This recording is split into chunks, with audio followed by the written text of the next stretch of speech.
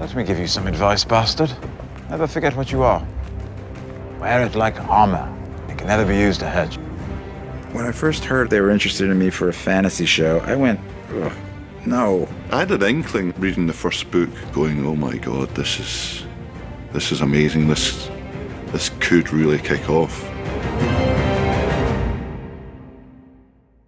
I was quite young and I had such a big imagination. In those scenes when I was younger, I would really convince myself that I was there and it was happening, you know? I'd never had any experience of acting before. I went to a very theatrically based drama school. We did 3 hours of camera training in 3 years. But then my 4th hour in front of a camera was day 1 on Game of Thrones.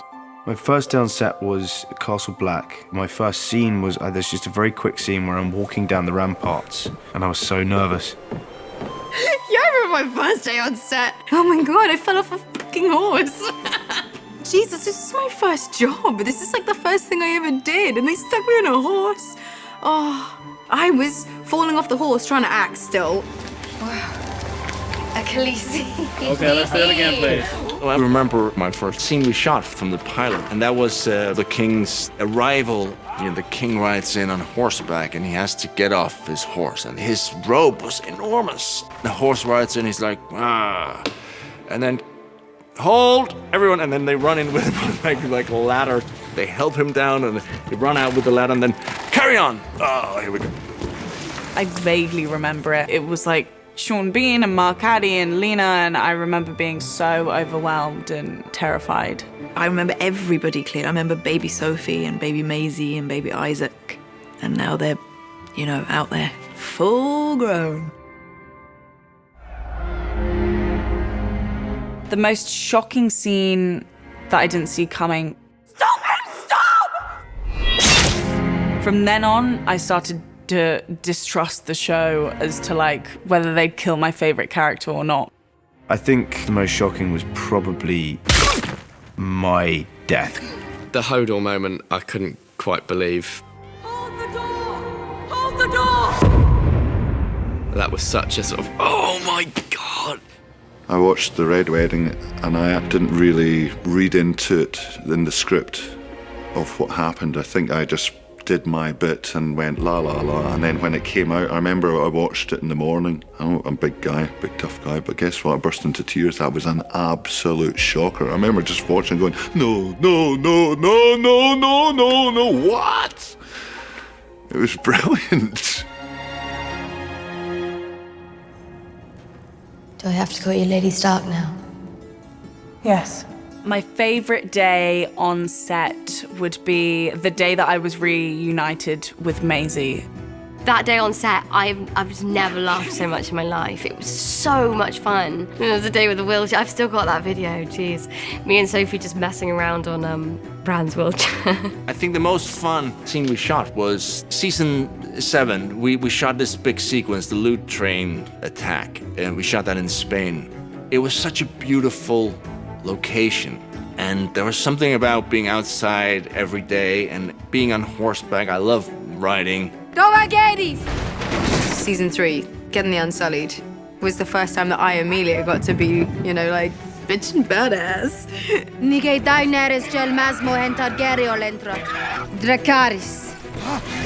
It was really cool. Favorite day on set was definitely a day in Asuna when we were doing the gladiatorial sequence. My little girl was there. You know, she watched her papa work. David said, oh, you know, come sit here, you can call it. And she was like, action! The fight between the Hound and Brienne of fucking Tarth. We'd studied and trained for that a long time, and when it all came to fruition, that was just fantastic. Iceland, season 2, the first day we were there. That was my favourite day on Thrones. I'd never been to a more beautiful place in my life, and it was special for so many reasons. And it was the scene where I was not able to behead Ygritte. Strike hard and true, Jon Snow.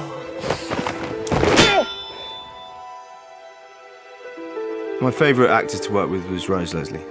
There was something really special about working with Rose. You know, I really, really enjoy working with John Bradley. He saw this in a vision. I really enjoyed the scene with Mark Addy way back in season 1, just because it was so intense, and I was like pages and pages long, and it was really unexpected from those two characters. Sometimes I don't know what holds it together. Our marriage. There's an ease that I get with acting with Iain Glen because he's been my pal the whole time. There's been my buddy. And the most beautiful thing about Amelia, she has no idea how good she is. She genuinely has no idea. And she still has no idea. She's always sort of vulnerable, which is part of a great gift. I think in terms of my favourite scene partner, it'd have to be Kit. Kit was the first person I ever had an acting relationship with because it was my first job. I think that the friendships that you form when you are a bit scared and a bit uncertain and treading unfamiliar ground, they're the ones that tend to stick because you cling on to each other for support. Sansa, come here, little dove. I always loved working with Lena. What are you doing? Praying. You're perfect, aren't you? Praying. Just watching her and learning from her was the best drama lesson I could have ever hoped for. You disobeyed my king, your father, and now I'm paying the price. I don't care, you're my friend. Shireen Baratheon. I had a couple of scenes with Shireen that I loved doing. To have her level of humanity and decency and cleverness and brightness. He just treats her as an equal, and I really like that aspect of the relationship that they had. I really miss Charles Dance, who played my father, Tywin Lannister. We had such a great chemistry and a great friendship. Tyrion. Despite our on-screen relationship. I'm very fortunate to work with the greatest cast.